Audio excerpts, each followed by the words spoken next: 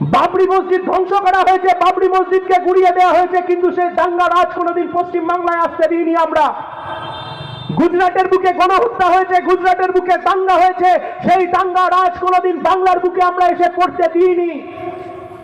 শিখ বিরোধী দাঙ্গা হয়েছে পশ্চিম বাংলার বুকে, কোনোদিন সেই দাঙ্গা রাজ আমরা আসতে দিইনি। তার কারণ মাথায় ছিল লাল ঝান্ডা, আর মাথার ওপর ছিল জ্যোতি বসু আর বুদ্ধদেব ভট্টাচার্য, যারা বলেছিলেন দাঙ্গাবাজ দেখলে মাথা গুঁড়িয়ে দেবে, দলমত দেখবে না।